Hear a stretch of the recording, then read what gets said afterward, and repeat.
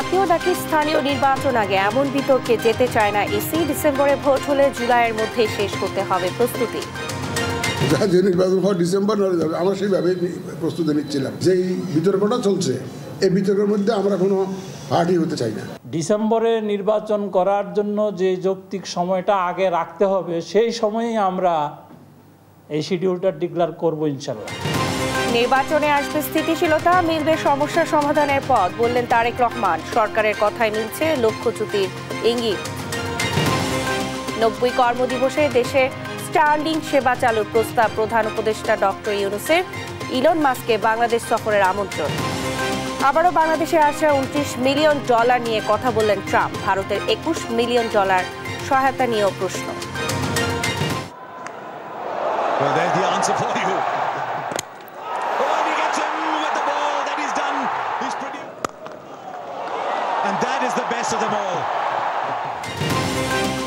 এবং চ্যাম্পিয়ন্স ট্রফিতে পাকিস্তানের বিপক্ষে চালকের আসনে ভারত। শুভমান ও বিরাটের ভর করে পেরোল দ্বিতীয় শতকের ঘর।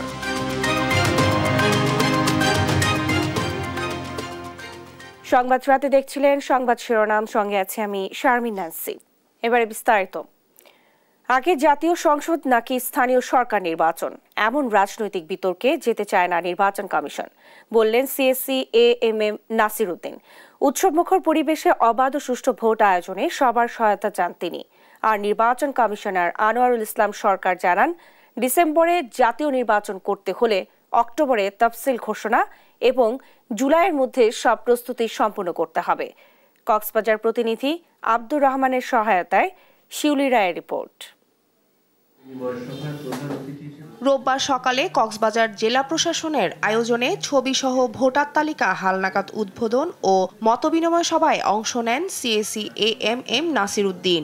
এই সময় উৎসবমুখর পরিবেশে সুষ্ঠুভাবে ভোট আয়োজনে স্থানীয় প্রশাসন, আইন শৃঙ্খলা বাহিনী সহ সংশ্লিষ্ট সবাইকে নিজ নিজ দায়িত্ব পালনের আহ্বান জানান তিনি। জানান, জাতীয় সংসদ নাকি স্থানীয় সরকার নির্বাচন আগে, এমন রাজনৈতিক বিতর্কে যেতে চায় না নির্বাচন কমিশন। প্রধান উপদেষ্টার মহোদয়ের একটা ঘোষণা পেয়েছি। এখন উনি একটা ঘোষণা দিয়েছেন, আমরা কি এটা ক্যান ইউ ইগনোর ইট? উনি তো বলেন না যে জাতীয় নির্বাচন স্থানীয় নির্বাচন হবে, তো তোমরা অভিভাবক না তো বলেন নাই। জাতীয় নির্বাচন হওয়া ডিসেম্বর নয় যাবে, আমরা সেইভাবে প্রস্তুতি নিচ্ছিলাম। আমাদের প্রস্তুতি নিয়েই। আর যেই বিতর্কটা চলছে এই বিতর্কের মধ্যে আমরা কোনো পার্টি হতে চাই না। এদিকে রাজধানী আগারগাঁয়ে নির্বাচন ভবনে সাংবাদিকদের সঙ্গে কথা বলেন নির্বাচন কমিশনার আনোয়ারুল ইসলাম সরকার। তিনি বলেন, জাতীয় সংসদ নির্বাচন ডিসেম্বরে করতে হলে অক্টোবরেই তফসিল ঘোষণা করতে হবে। এই জন্য জুলাইয়ের মধ্যে সব কাজ শেষ করতে চায় ইসি। রাজনৈতিক দল তাদের মতো করে কথা বলছে, আমরাও শুনছি। নির্বাচন কমিশন বাস্তবতার প্রেক্ষিতে নিরপেক্ষভাবে এবং তার প্রস্তুতি নেওয়া সাপেক্ষে আমরা ডিসেম্বরে নির্বাচন করার জন্য যে যৌক্তিক সময়টা আগে রাখতে হবে সেই সময়েই আমরা এই শিডিউলটা ডিক্লেয়ার করব ইনশাল্লাহ। এছাড়া সংসদীয় আসন বিন্যাস পুনর্বিবেচনা করার প্রয়োজন আছে বলেও মনে করেন আনোয়ারুল ইসলাম সরকার। নির্বাচনের যে আসন, সেই আসনটি। শিউলি রায়, দেশ টিভি, ঢাকা। মার্কিন শীর্ষস্থানীয় ব্যবসায়ী ও স্পেস এক্সের প্রধান নির্বাহী কর্মকর্তা ইলন মাস্ককে বাংলাদেশ সফর ও 90 কর্মদিবসে বাংলাদেশের স্টারলিং স্যাটেলাইট সেবা চালুর প্রস্তাব দিলেন প্রধান উপদেষ্টা ডক্টর মোহাম্মদ ইউনূস। বৃহস্পতিবার এক চিঠিতে এইসব প্রস্তাব দেন তিনি। বাংলাদেশ সফরে তরুণ প্রজন্মের প্রতিনিধিদের সঙ্গে সাক্ষাৎ করতে পারবেন ইলন মাস্ক। স্টারলিংকের সংযোগ বৈপ্লবিক পরিবর্তন আনবে উল্লেখ করে প্রধান উপদেষ্টা বলেন, বাংলাদেশের উদ্যমী তরুণ সমাজ, গ্রামীণ ও প্রান্তিক নারীদের পাশাপাশি দূরবর্তী এবং সুবিধা বঞ্চিত জনগোষ্ঠী এই সুবিধা পাবেন।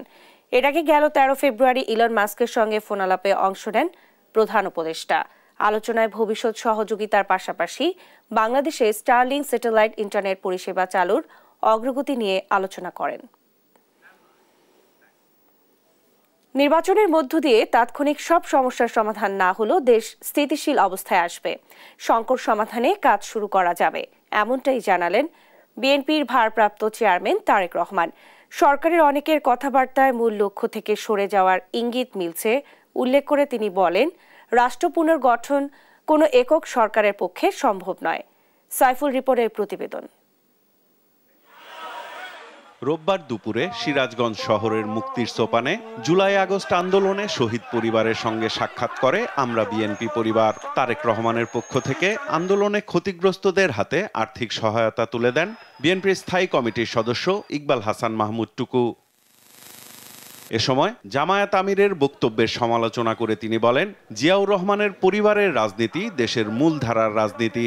সমালোচনা করেন আওয়ামী লীগেরও। তোমরা যে সাপ পুষতেছো এই সাপকে চেনো না, এরা কেউটা সাপের চেয়েও খারাপ। সুযোগ পেলে আবার সমল দেওয়ার জন্য দাঁড়াবে, সুতরাং সমলে বিনষ্ট করার জন্য প্রস্তুত হও। জিয়াউর রহমান সাহেব ক্ষমতা গ্রহণ করে রাজনীতিকে সর্বজনীন করার জন্য আপনাদেরকে লাইসেন্স দিয়েছিল, আর আজকে বলতেছেন জিয়াউর রহমানের পরিবারতন্ত্র চলবে না। জনগণ চাইলে তোমরা কি করবা? জনগণ চায় জিয়াউর রহমানের পরিবার আমাদেরকে নেতৃত্ব দেবে। এদিকে আইনজীবী ফোরাম আয়োজিত রাষ্ট্র কাঠামো মেরামতে 31 দফা ও জনসম্পৃক্তি শীর্ষক কর্মশালায় প্রধান অতিথির বক্তব্য রাখেন বিএনপির ভারপ্রাপ্ত চেয়ারম্যান তারেক রহমান। বলেন, দেশের রাজনীতি অস্থির হলে তার প্রভাব পড়বে অর্থনীতি সহ সব ক্ষেত্রে। সংস্কার নিয়ে তর্ক না বাড়িয়ে স্থিতিশীল পরিবেশ তৈরি সরকারের মূল লক্ষ্য হওয়া উচিত বলেও মন্তব্য করেন তারেক রহমান। সরকারের বিভিন্ন ব্যক্তির বিভিন্ন কথাবার্তা থেকে আমাদের কাছে মনে হচ্ছে তারা, এবং বিভিন্ন ব্যক্তির আলোচনা থেকেও ফুটে উঠছে যে তারা সম্ভবত তাদের লক্ষ্য থেকে কিছুটা হলেও বিচ্যুত হচ্ছেন ক্ষেত্র বিশেষে। রাষ্ট্র পুনর্গঠন কোনো একক সরকারের পক্ষে সম্ভব নয় জানিয়ে তিনি বলেন, এ কাজে সবার সহযোগিতা প্রয়োজন। নির্বাচন হলে যেহেতু একটি স্থিতি অবস্থা আসবে এবং ধীরে ধীরে রিফর্ম কাজগুলো শুরু হবে, সমস্যাগুলোর প্রকটতা তীব্রতা ধীরে ধীরে কমা শুরু করবে, এবং নির্বাচন হলে সমস্যাগুলোর সমাধান কিভাবে করা যায় এটি দায়িত্বপ্রাপ্ত হবেন বিভিন্ন মানুষ। যখন দায়িত্বপ্রাপ্ত হবেন স্বাভাবিকভাবেই তারা বসবেন, তারা আলোচনা করবেন, তারা কাজ করবেন। একদিনে কোনো কিছুই হবে না, বাট হওয়া পসিবিলিটি শুরু হবে, হওয়ার সম্ভাবনা শুরু হবে। সংসদবিহীন কোন সরকারের পক্ষে সংস্কার বাস্তবায়ন সম্ভব নয় বলেও মন্তব্য করেন বিএনপির ভারপ্রাপ্ত চেয়ারম্যান। আমরা যে যত সংস্কারই ঘোষণা করি না কেন, সাইফুল রিপন, দেশ টিভি, ঢাকা। রোহিঙ্গা সংকট নিরসনে আরাকান আর্মি সহ মিয়ানমারের সব অংশীদারদের সঙ্গে কথা চলছে বলে জানালেন মিয়ানমার বিষয়ক জাতিসংঘ মহাসচিবের বিশেষ দূত জুলি বিশপ। বলেন, সমস্যার সমাধান খুঁজতেই বাংলাদেশে আসা। সোমবার যাবেন কক্সবাজারের রোহিঙ্গা ক্যাম্প পরিদর্শনে। আরও জানাচ্ছেন জান্নাতুল মোহনা। 2 দিনের সফরের প্রথম দিনে রোববার দুপুরে পররাষ্ট্র মন্ত্রণালয়ে আসেন মিয়ানমার বিষয়ক জাতিসংঘ মহাসচিবের বিশেষ দূত জুলি বিশপ। ঘণ্টাব্যাপী বৈঠকের পর সাংবাদিকদের সঙ্গে কথা বলেন জাতিসংঘ মহাসচিবের বিশেষ দূত। জানান, রোহিঙ্গা সংকটের সমাধান খুঁজতেই বাংলাদেশে আসা। My role is to work with all of the stakeholders involved in Myanmar. Myanmar ইস্যুতে সকল অংশীদারদের সাথে কাজ করা আমার দায়িত্ব, সেটা ওই দেশের অভ্যন্তরে হোক বা প্রতিবেশী দেশে, যাতে মিয়ানমারের নেতৃত্বে অন্তর্ভুক্তিমূলক টেকসই সমাধান বের করা যায়। Myanmar-led inclusive sustainable solution. এই বিষয়ে মিয়ানমারের রোহিঙ্গা সংকট সমাধান সহ মিয়ানমারের পরিস্থিতি ঠিক করতে প্রতিবেশী রাষ্ট্র, বিচ্ছিন্নতাবাদী বা স্বাধীনতাকামী বা লড়াইকারী সব পক্ষের সঙ্গে আলোচনা করছে জাতিসংঘ। I've spoken with everyone. I've spoken with all voices and I'll continue to do so. আমি সবার সাথে কথা বলেছি, সব পক্ষের কথা শুনেছি এবং আমি তা করতে থাকব। Very complex and long-running crisis. সোমবার কক্সবাজারের রোহিঙ্গা ক্যাম্প পরিদর্শন করবেন জুলি। অন্যদিকে সপ্তাহের শেষের দিকে 3 দিনে সফরে ঢাকায় আসছেন জাতিসংঘের শরণার্থী বিষয়ক হাই কমিশনার ফিলিপ্পো গ্র্যান্ডি। জান্নাতুল মোহনা, দেশ টিভি, ঢাকা। প্রধান উপদেষ্টার পক্ষ থেকে আশ্বাসের প্রেক্ষিতে কর্মসূচি স্থগিত করেছেন খুলনা প্রকৌশল ও প্রযুক্তি বিশ্ববিদ্যালয়ের শিক্ষার্থীরা। তারা জানান, শিক্ষার্থীদের উপর হামলার বিচার ও নিরাপত্তা নিশ্চিত, উপাচার্যের পদত্যাগ সহ 6 দফা দাবি বাস্তবায়নে সরকারকে সময় দেওয়া হচ্ছে। এর মধ্যে দাবি মেনে না নিলে কঠোর কর্মসূচি দেওয়া হবে। এর আগে প্রধান উপদেষ্টার কাছে স্মারকলিপি দেয় কুয়েট শিক্ষার্থীরা। আরও জানাচ্ছেন সাদ আহমেদ। রোববার দুপুরে খুলনা প্রকৌশল ও প্রযুক্তি বিশ্ববিদ্যালয় শিক্ষার্থীদের 5 সদস্যের প্রতিনিধি দল প্রধান উপদেষ্টার বাসভবন যমুনায় গিয়ে স্মারকলিপি দেয়। প্রধান উপদেষ্টার পক্ষে তার একান্ত সচিব সাব্বির আহমেদ স্মারকলিপি গ্রহণ করেন। পরে কেন্দ্রীয় শহীদ মিনারে সংবাদ সম্মেলন করে শিক্ষার্থীরা বলেন, প্রধান উপদেষ্টার কার্যালয়ে তাদের দাবি পূরণের আশ্বাস দিয়েছেন। আমরা সাধারণ শিক্ষার্থীদের পক্ষ থেকে একটি 5 সদস্যের দল আমরা প্রধান উপদেষ্টার একান্ত সচিব সাব্বির আহমেদের কাছে গিয়েছিলাম। উনি সব জানতে চেয়েছিলেন, আমরা সবকিছু বলেছি এবং উনি ওনাদের পক্ষ থেকে, রাষ্ট্রের পক্ষ থেকে, প্রধান উপদেষ্টার পক্ষ থেকে, প্রধান উপদেষ্টার প্রতিনিধি হয়ে উনি আমাদেরকে আশ্বস্ত করেছেন যে আমাদের দাবিগুলো অতি শীঘ্রই এগুলো বিবেচনায় আনা হবে এবং যথাযথ ব্যবস্থা নেওয়া হবে। প্রধান উপদেষ্টার পক্ষ থেকে আশ্বাসের প্রেক্ষিতে কয়েকদিন কর্মসূচি স্থগিত থাকবে বলে জানান শিক্ষার্থীরা। এ সময় দাবি পূরণ না হলে কঠোর কর্মসূচির হুঁশিয়ারি দেন তারা। তো ওনারা আশ্বস্ত করেছেন যে আমাদের দাবিগুলো নিয়ে কাজ করা হবে এবং অতি শীঘ্রই রেসপন্স করা হবে।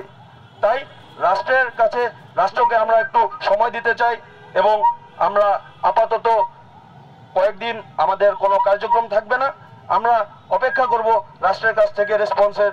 যদি সময় মতো যদি দেখা যায় দীর্ঘ সময় হয়ে গেছে আমরা আমাদের পর্যাপ্ত রেসপন্স পাচ্ছি না, তাহলে পরবর্তীতে ফার্দার কর্মসূচি ঘোষণা করা হবে। এর আগে 2টি বাসে 80 জন শিক্ষার্থী ঢাকার উদ্দেশ্যে যাত্রা করেন। ঢাকায় পৌঁছে কেন্দ্রীয় শহীদ মিনারে অবস্থান নেন তারা। এ সময় শিক্ষার্থীদের ওপর হামলাকারীদের বিচার, ভিসির পদত্যাগ সহ 6 দফা দাবি জানান তারা। সাদ আহমেদ, দেশ টিভি, ঢাকা। অন্তর্বর্তী সরকারের সামনে আওয়ামী ফ্যাসিস্টদের বিচার করা ছাড়া দ্বিতীয় কোনো পথ খোলা নেই বলে মন্তব্য করেছেন জাতীয় নাগরিক কমিটির আহ্বায়ক নাসির উদ্দিন পাটোয়ারি। জাতিসংঘ ফ্যাক্ট ফাইন্ডিং প্রতিবেদন জুলাই হত্যাকাণ্ডের অবিচ্ছেদ্য দায় ও বিচার বিষয়ক আলোচনা সভায় এই মন্তব্য করেন তিনি। দাবি করেন সর্বোচ্চ শাস্তির ফ্যাসিস্টদের বিচার ও সংস্কার ছাড়া সুষ্ঠু নির্বাচন সম্ভব নয় বলেও মত তার। কায়েস রাহাতের রিপোর্ট। রোববার বিকেলে প্রেস ক্লাবে জাতীয় নাগরিক কমিটির আয়োজনে অনুষ্ঠিত হয় জাতিসংঘ ফ্যাক্ট ফাইন্ডিং প্রতিবেদন জুলাই হত্যাকাণ্ডের ব্যবচ্ছেদ, দায় ও বিচার বিষয়ক আলোচনা সভা। সভায় গণহত্যা নিয়ে জাতিসংঘের দেয়া রিপোর্টের প্রতি আস্থা জানিয়ে অতিথিরা একে গুরুত্বপূর্ণ দলিল হিসেবে অভিহিত করেন। এ সময় ফ্যাসিস্টদের বিচারিক কার্যক্রম শুরু করা নিয়ে ক্ষোভ প্রকাশ করেন কমিটির আহ্বায়ক নাসির উদ্দিন পাটোয়ারি। বলেন, ফ্যাসিস্টদের বিচারের প্রশ্নে যদি বর্তমান সরকার নীরব থাকেন তাহলে মানুষ আবারও রাজপথে নেমে আসতে পারে। একই সঙ্গে বিচার ছাড়া সুষ্ঠু নির্বাচন সম্ভব নয় বলেও মত দেন তিনি। একই সুর সদস্য সচিব আক্তার হোসেনের কণ্ঠেও। আমাদের জায়গা থেকে আমরা সর্বোচ্চ শাস্তি আওয়ামী লীগের চাই। হামলা, নিপীড়ন, খুন এইসব কর্মযজ্ঞে ছিল, আমরা তাদের সর্বোচ্চ শাস্তি আজকের এই ফোরাম থেকে দাবি করছি। এই ইন্টারাইম গভর্নমেন্ট যদি আওয়ামী লীগ প্রশ্নে কোনো ক্ষেত্রে ধীরগতি বা নীরবতা অবলম্বন করে তাহলে হয়তো বা জনগণ আবার রাজপথে নিজেদের হাতে আইন তুলে নিতে বাধ্য হবে। এদিকে বিচার যেন প্রশ্নবিদ্ধ না হয় তাই তাড়াহুড়া না করে প্রয়োজনে আন্তর্জাতিক আদালতের কাছে নিয়ে যাওয়াটা গুরুত্বপূর্ণ বলে মত ব্যারিস্টার রাশনা ইমামের। হ্রাস করা যাবে না, তড়িঘড়ি করে বিচার করলে হবে না। ওই আগের পতিত সরকারের আমলেও কিন্তু 2 বছর না 2.5 বছরের মধ্যে মনে হয় শেষ করে দিয়েছিল এবং তার পরিণতিটা কি, এটা পুরোপুরি কোনোভাবেই গ্রহণযোগ্য ছিল না সেই বিচার প্রক্রিয়া। আমরা একই ভুল করা উচিত হবে না। আমাদের ডোমেস্টিক বিচার প্রক্রিয়ায় অনেক ধরনের ঘাটতি আছে, অ্যান্ড তার জন্য আমাদের আন্তর্জাতিক অপরাধ আদালতে যাওয়াটা অত্যন্ত গুরুত্বপূর্ণ।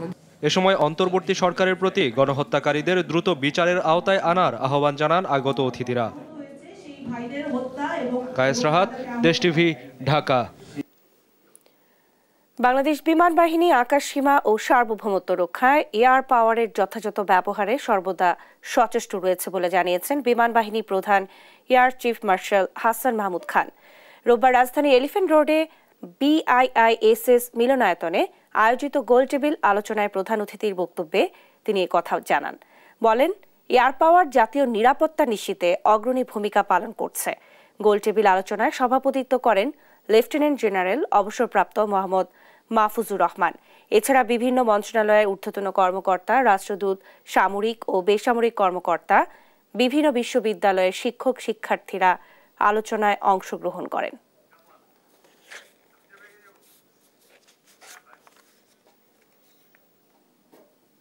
ব্রাহ্মণবাড়িয়ার আখাউড়ায় পরিবারের নিরাপত্তা চেয়ে সংবাদ সম্মেলন করেছে এক প্রবাসীর পরিবার। রোববার দুপুরে উপজেলার মোগরা ইউনিয়নের উমেদপুর গ্রামের ওহিদ মোল্লার পুত্র আজাদ মিয়া ও ইসহাক মিয়ার পরিবার এই সংবাদ সম্মেলন করেন। এ সময় আজাদের মা ফয়জা বেগম লিখিত বক্তব্যে জানান, একই গ্রামের রাকিব মালয়েশিয়া গিয়ে আজাদ ও ইসহাকের কাছে আশ্রয় নিয়ে গত 17 ফেব্রুয়ারি রুম থেকে নগদ মালয়েশিয়ার রিঙ্গিত ও মূল্যবান জিনিস নিয়ে পালিয়ে যায়। বিষয়টি পুলিশকে জানালে রুম তল্লাশি করে রাকিবের পাসপোর্ট উদ্ধার করে পুলিশ। এ ঘটনায় ক্ষিপ্ত হয়ে রাকিব মিয়ার মা লক্ষ্মী বেগম লোকজন নিয়ে প্রবাসী আজাদের পরিবারকে মারধর করতে এসে মেরে ফেলার হুমকি দেয়।